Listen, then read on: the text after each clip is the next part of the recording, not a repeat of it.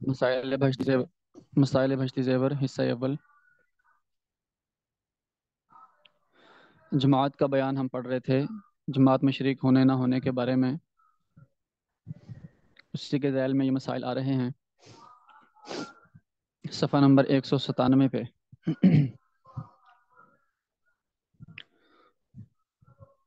مسئلہ: اگر فرض نماز ہو رہی ہو تو پھر سنت وغیرہ شروع نہ کی جائے، بشرطے کہ کسی رکعت کے چلے جانے کا خوف ہو۔ یعنی اگر رکعت کے نکل جانے کا خوف ہے تو سنتیں شروع نہ کرے، یا اگر پڑھ بھی رہا ہے تو اگر دو پڑھ لی ہیں تو انہیں پر سلام پھیر دے۔ یعنی ظہر کی 4 سنتیں ہیں، جیسے اگر جو ہے نا وہ پہلی کا سجدہ کر چکا ہے تو 2 پر جا کے سلام پھیر دے۔ اس کے مسائل ہم نے پچھلے سبق میں پڑھے تھے، تو سنتیں شروع نہ کی جائیں۔ ہاں، اگر یقین یا گمان غالب ہو کہ کوئی رکعت نہ جائے گی تو پڑھ لے، پڑھ سکتا ہے۔ جماعت کھڑی بھی ہو گئی ہے تو اس کو یہ ہے کہ فجر کی جماعت مثلا کھڑی ہوئی ہے، اس کو یہ ہے کہ چلو میں 2 سنتیں ادا کر کے امام کے ساتھ شریک ہو جاؤں گا، تو وہ پڑھ سکتا ہے۔ مثلا ظہر کے وقت جب فرض شروع ہو جائے اور خوف ہو کہ سنت پڑھنے سے کوئی رکعت جاتی رہے گی، تو پھر موقدہ سنتیں جو فرض سے پہلے پڑھی جاتی ہیں چھوڑ دے۔ پھر ظہر اور جمعہ میں فرض کے بعد بہتر یہ ہے کہ بعد والی سنت موقدہ اول پڑھ کر ان سنتوں کو پڑھ لے۔ یعنی جو ظہر کے بعد کی سنتیں ہیں، جمعہ کے بعد کی سنتیں ہیں، وہ پہلے ادا کرے، اور جو چھوٹ چکی ہیں جن کو جماعت کی وجہ سے چھوڑ دیا ہے وہ ان کے بعد ادا کرے۔ مثلا ظہر کی 2 سنتیں پہلے ادا کرے، اور اس کے بعد جو پہلی 4 چھوٹ گئی ہیں پھر ان کو بعد میں ادا کرے۔ مگر فجر کی سنتیں چونکہ زیادہ مؤکد ہیں، لہٰذا ان کے لیے یہ حکم ہے کہ اگر فرض شروع ہو چکے ہوں تب بھی ادا کر لی جائیں، بشرطے کہ ایک رکعت مل جانے کی امید ہو، اور اگر ایک رکعت کی بھی امید نہ ہو تو پھر نہ پڑھے۔ یہی ظاہر مذہب اور راجح ہے۔ یعنی 2 رکعتیں ہوتی ہیں نا فرضوں کی، ایک رکعت چھوٹ جائے گی، دوسری میں مل جاؤں گا یہ امید ہے، پھر پڑھ لے۔ لیکن اگر یہ ہو کہ دوسری رکعت بھی نکل جائے گی پھر نہ پڑھے، ٹھیک ہے۔ پھر اگر چاہے تو سورج نکلنے کے بعد پڑھے، اور ایک قول یہ ہے کہ قاعدہ اخیرہ ملنے تک سنتیں پڑھ لے۔ یعنی اگر یہ امید ہو کہ میں اتحیات تک مل جاؤں گا پھر بھی گنجائش ہے کہ وہ سنتیں ادا کر لے فجر کی، کیونکہ فجر کی سنتیں بہت زیادہ ان کی تاکید آئی ہے۔ مسئلہ: اگر یہ خوف ہو کہ فجر کی سنت اگر نماز کی سنن و مستحبات وغیرہ کی پابندی سے ادا کی جائے گی تو جماعت نہ ملے گی، تو ایسی حالت میں چاہیے کہ صرف فرائض و واجبات پر اختصار کرے، سنن وغیرہ چھوڑ دے۔ یعنی جو نماز کے اندر کی سنتیں ہیں اور مستحبات ہیں ان کو بے شک پورا نہ کرے، جو فرض ہیں مثلا رکوع، سجدہ اور اطمینان، جو فرائض اور واجبات ہیں ان کو پورا کر لے۔ یعنی کہ اب سجدے میں جا کر 5 5 7 7 دفعہ تسبیح نہ پڑھے، 3 دفعہ پڑھ لے، جو ہے نا۔ اسی طرح اور جو ہے، بلکہ یہ بھی ہے کہ اگر فجر کی سنتیں ادا کر رہا ہے، تشہد پڑھ رہا ہے، تحیات پڑھ رہا ہے، تو درود سے پہلے جب شہادت کی انگلی سے اشارہ کرتے ہیں تو اشارہ کرنے کے بعد وہ تشہد پورا پڑھ لینے سے وہ فرض واجب ادا ہو جاتا ہے، اسی پر سلام پھیرا جا سکتا ہے۔ یعنی تحیات پڑھ لے اور سنتیں، فجر کی سنتیں ادا کر رہا تھا، جماعت کھڑی ہو گئی، اب اس کے میں اتنی گنجائش ہے کہ وہ التحیات للہ والصلوات والطیبات وہ پڑھ لے، اور درود شریف سے پہلے جہاں انگلی کا اشارہ کرتے ہیں اس کو مکمل کر کے درود شریف سے پہلے ہی سلام پھیر لے، اس کی جو ہے نا سنتیں ادا ہو جائیں گی اور جماعت کے ساتھ شریک ہو جائے۔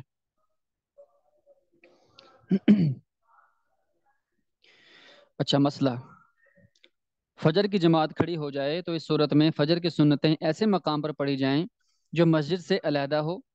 اس لیے کہ جہاں فرض نماز ہوتی ہو کوئی دوسری نماز وہاں پڑھنا مکروہ تحریمی ہے،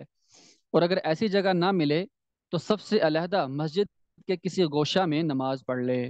ہاں یہ ہے، آج کل ہماری مسجدوں میں اس پر بڑی غفلت ہے، جماعت ہو رہی ہے آگے اور ایک صف 2 صف چھوڑ کر پیچھے سنتے شروع کر دیتے ہیں۔ ایسا کرنا مکروہ تحریمی ہے، یعنی بڑا سخت گناہ ہے۔ آپ صلی اللہ علیہ وسلم نے ایک ایسا عمل دیکھا تو آپ نے فرمایا کہ کیا ایک ہی مسجد میں دو امام ایک جماعت کے، یعنی 2 نمازیں شروع کرتی تم نے علیحدہ اپنی اپنی،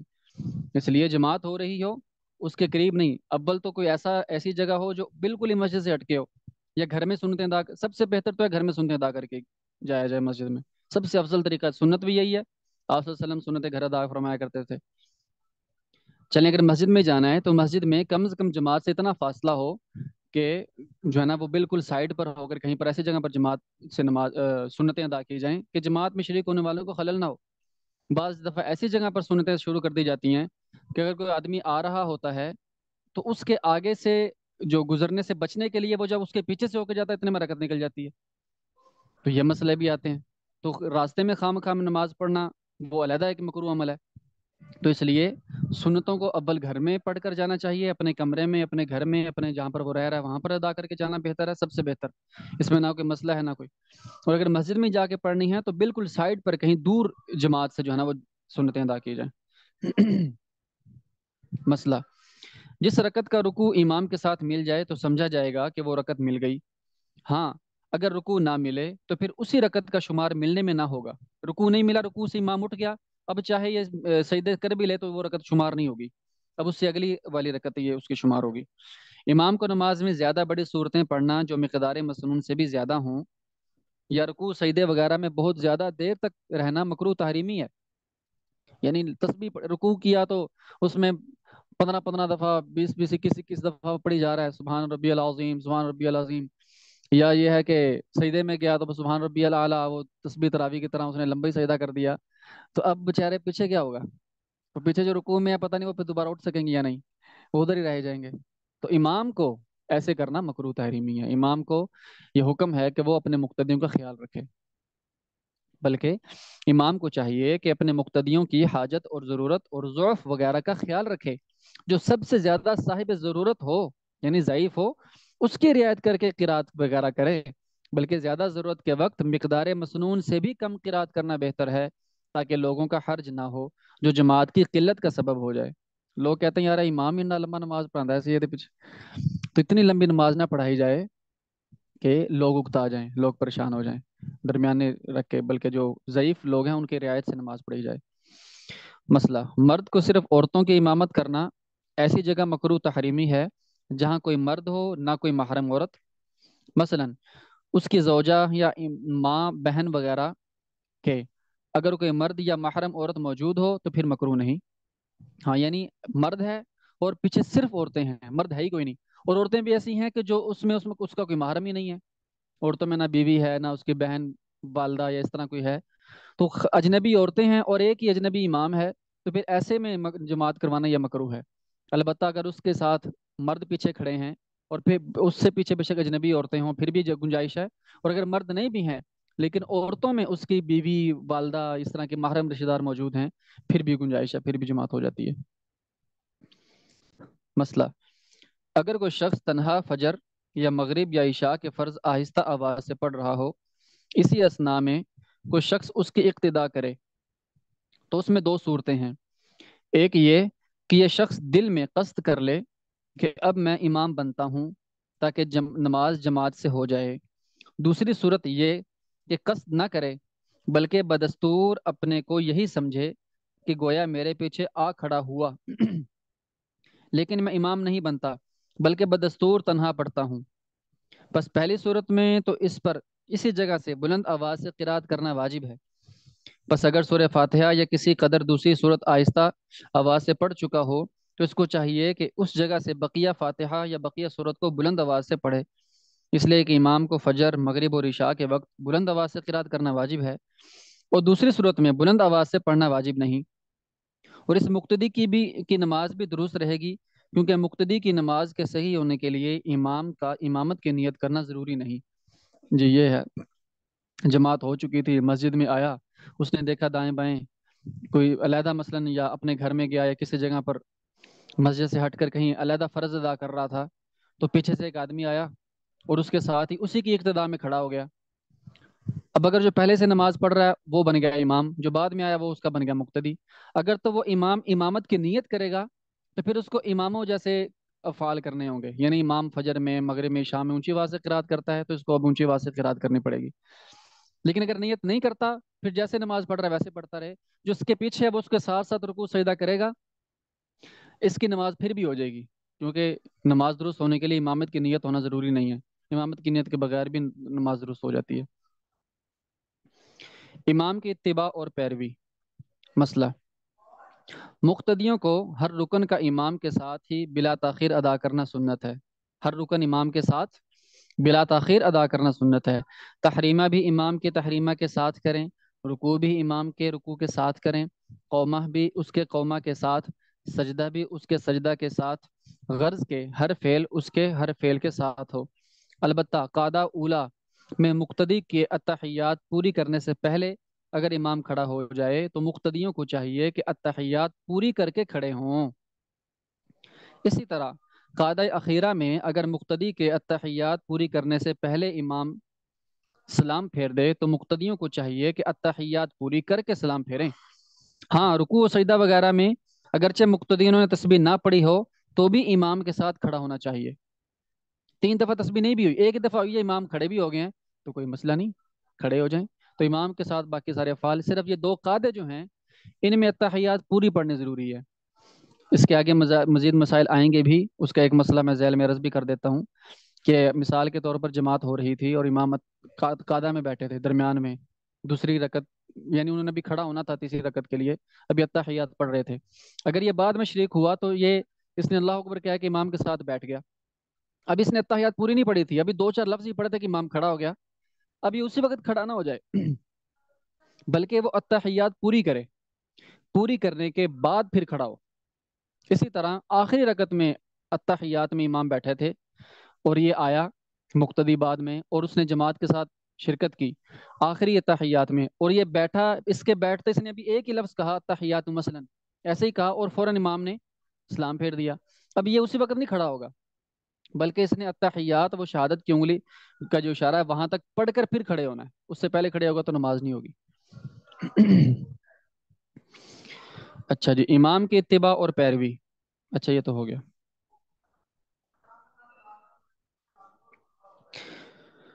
مسئلہ، نماز کے فرائض اور واجبات میں تمام مقتدیوں کو امام کی موافقت کرنا واجب ہے۔ فرائض اور واجبات میں تمام مقتدیوں کو امام کی موافقت کرنا واجب ہے، ہاں سنن وغیرہ میں موافقت کرنا واجب نہیں۔ لہٰذا اگر امام شافعی مذہب کا ہو، یعنی امام جو ہے وہ شافعی مذہب کا ہو، حنفی مذہب کا نہیں ہے بلکہ شافعی مذہب کا ہے، اور رکوع میں جاتے وقت اور رکوع سے اٹھتے وقت ہاتھوں کو اٹھائے تو حنفی مقتدیوں کو ہاتھوں کا اٹھانا ضروری نہیں ہے بلکہ مکروہ ہے، اس لیے کہ ہاتھوں کا اٹھانا امام شافعی رحمہ اللہ کے نزدیک بھی سنت ہے۔ اسی طرح فجر کی نماز میں شافعی امام قنوت پڑھے تو حنفی مقتدیوں کے لیے اتباع ضروری نہیں۔ ہاں وطر میں البتہ چونکہ قنوت پڑھنا واجب ہے، لہٰذا اگر شافعی امام اپنے مذہب کے موافق رکوع کے بعد پڑھے تو حنفی مقتدیوں کو بھی رکوع کے بعد قنوت پڑھنا چاہیے، کیونکہ واجب میں تو امام کی پیروی کرنا ضروری ہے، جو سنن اور مستحبات ہیں ان میں امام کی پیروی کرنا ضروری نہیں ہے۔ امام شافعی رحمۃ اللہ علیہ کے نزدیک رفع یدین کرنا سنت ہے، یعنی اگر نہ بھی کریں تو نماز ہو جائے گی، اور ہمارے ہاں نہ کرنا بہتر ہے۔ تو اس لیے جو حنفی ہیں وہ جب شافعی کے پیچھے نماز پڑھیں تو اس سنت میں ان کی پیروی کرنا ضروری نہیں، بلکہ بغیر رفع یدین کے ان کے پیچھے نماز پڑھ لیں گے، لیکن قنوت چونکہ واجب ہے اس لیے قنوت میں امام کی پیروی کرنی پڑے گی۔ مسئلہ، مندرجہ ذیل صورتوں میں مقتدی امام کی اتباع نہ کرے۔ امام نماز جنازہ کی تکبیرات 4 سے زیادہ یعنی 5 کہے تو 5ویں میں اقتدا نہ کرے، کیونکہ 4 تکبیریں فرض ہیں، جو نماز جنازہ اس میں 4 تکبیریں فرض ہیں، اس سے زیادہ اگر امام شروع کر دے تو اس کی اقتدا نہ کرے، بس ختم۔ نمبر 2، عیدین کی نماز میں امام ایک رکعت میں زائد تکبیریں 3 سے زائد کہے تو زائد میں اتباع نہ کرے، یعنی کہے ہی نہ تکبیریں۔ امام اگر کہیں جا رہا ہے چوتھی غلطی سے کہہ دیا تو یہ چوتھی تکبیر کہے ہی نہ، 3 ہی کہے، بس آگے نہ کہے۔ امام پھر اپنی خود ہی غلطی ٹھیک کر کے سجدہ صاحب کرے یا جو بھی وہ اپنی نماز مکمل کرے گا، یہ نہیں کرے گا اس کے ساتھ۔ نمبر 3، امام کسی رکن کو زائد کرے، مثلا رکوع دوبارہ کر دے یا سجدہ 3 بار کر لے تو زائد میں اتباع نہ کرے بلکہ لقمہ دے دے۔ امام رکوع سجدہ 2 کرنے تھے، تیسرے سجدے میں چلا گیا تو یہ کیا کرے؟ سجدہ نہ کرے، بس لقمہ دے دے اس کو آواز سے، جو اللہ اکبر کہتے ہیں اس طرح۔ نمبر 4، امام قاعدہ یا خیرہ بقدر تشہد کر چکا پھر بھولے سے 5ویں رکعت کے لیے کھڑا ہو جائے اور تسبیح کہنے پر بھی نہ بیٹھے، امام کو بٹھانے کے لیے سبحان اللہ کہتے ہیں اور امام کو کھڑا کرنے کے لیے اللہ اکبر کہتے ہیں. یہ لقمہ دینے کا بھی طریقہ ہے. سبحان اللہ ویسے بھی سیڑھیوں سے نیچے اترتے وقت سبحان اللہ کہنا چاہیے، سیڑھیوں پہ چڑھتے ہوئے اللہ اکبر کہنا چاہیے. اسی طرح امام کو اٹھانے کے لیے اللہ اکبر اور امام کو بٹھانے کے لیے سبحان اللہ کہنا چاہیے. اور مقتدیوں، امام پانچویں رکعت میں کھڑے ہو گئے اور مقتدیوں نے سبحان اللہ پیچھے سے کہا بھی، لیکن وہ امام صاحب بیٹھے نہیں. تو پھر یہ نہیں کہ مقتدی بھی سارے کھڑے ہو جائیں. اب آگے کیا ہے وہ بتا رہے ہیں کہ تسبیح کہنے پر بھی نہ بیٹھے تو مقتدی امام کے ساتھ کھڑا نہ ہو بلکہ امام کا انتظار کرے. یعنی ہو سکتا ہے امام کو یاد آ جائے. اگر امام پانچویں رکعت کا سجدہ کرنے سے پہلے لوٹ آئے تو امام کے ساتھ سجدہ صاف کرے اور سلام پھیر لے. اور اگر امام پانچویں رکعت کا سجدہ کر لے تو مقتدی تنہا سلام پھیر لے. مقتدی اپنے سلام پھیر دے. امام صاحب نے تو غلطی کر دی نا، پانچویں رکعت میں کھڑے ہو گئے اور انہوں نے کر دی. تو امام جو مقتدی ہیں وہ چار رکعت پر اپنا سلام پھیر دیں.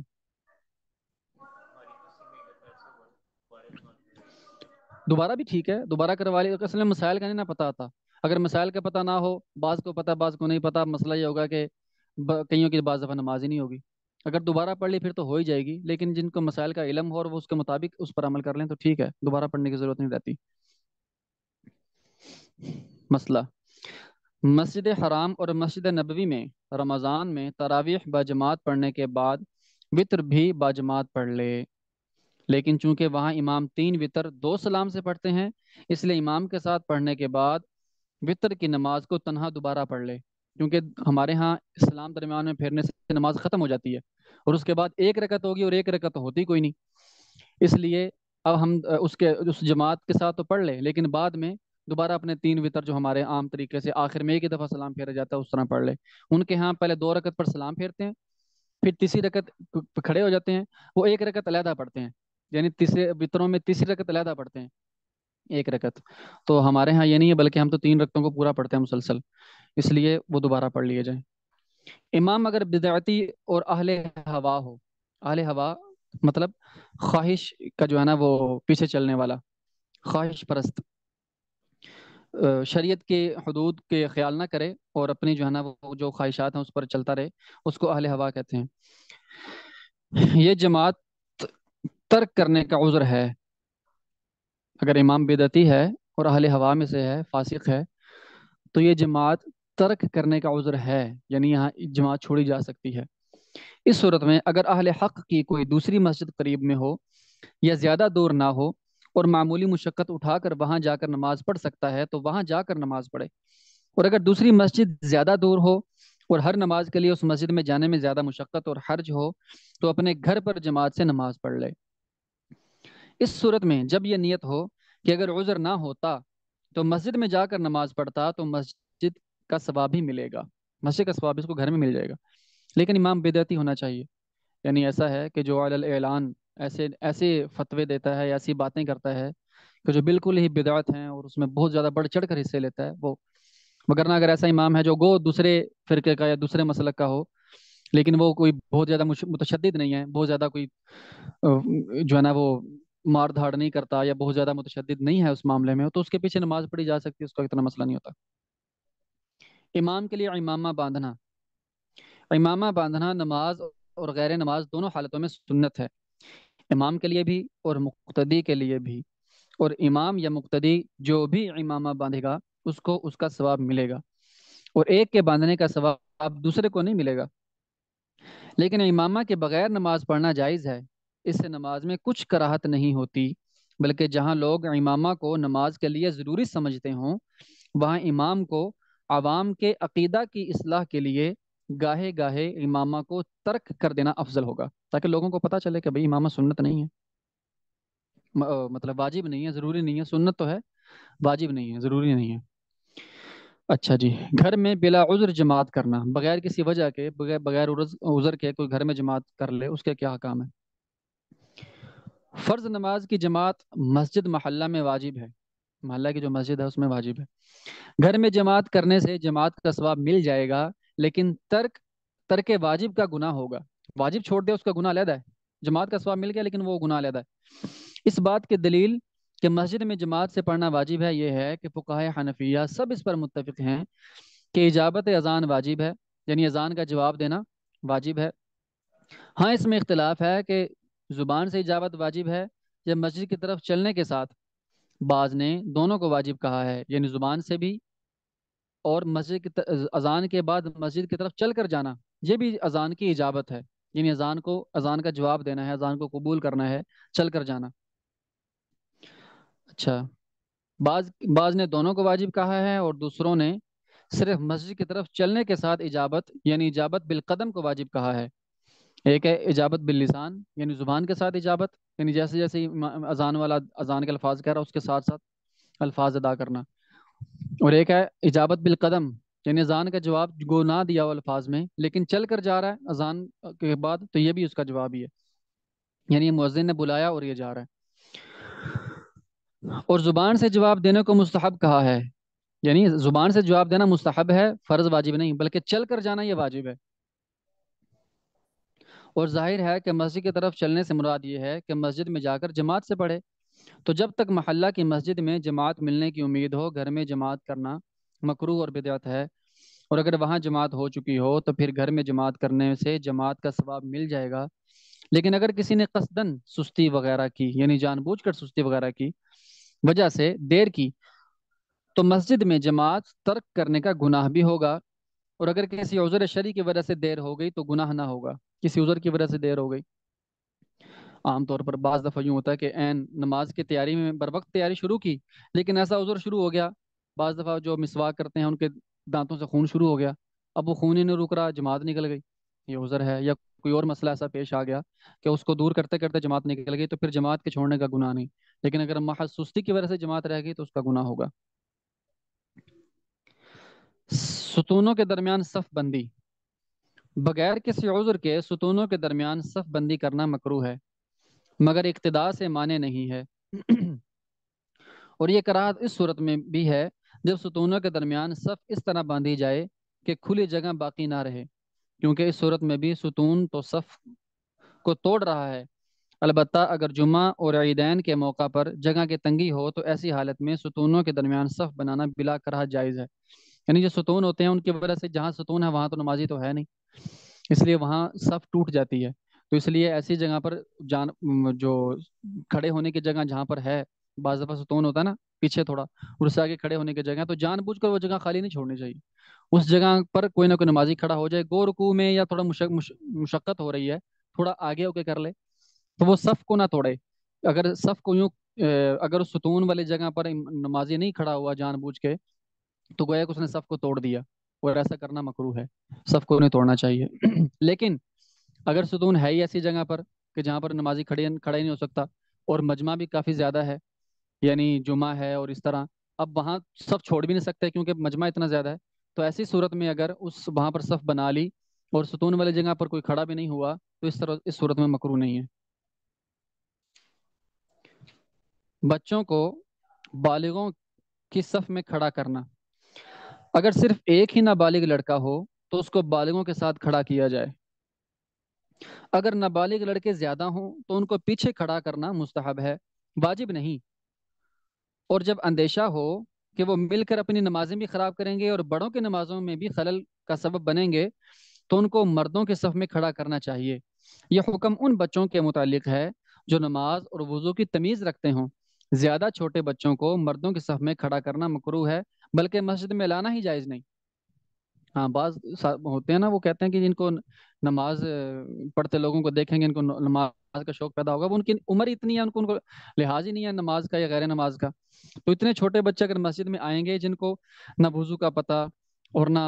نماز کا پتہ، وہ اپنی نماز تو ان کے کیا ہوگی، وہ دوسروں کی نماز بھی خراب کریں گے، اس لیے زیادہ چھوٹے نہ سمجھ بچوں کو تو لانا ہی جائز نہیں ہے مسجد میں۔ البتہ جو سمجھدار بچے ہوں،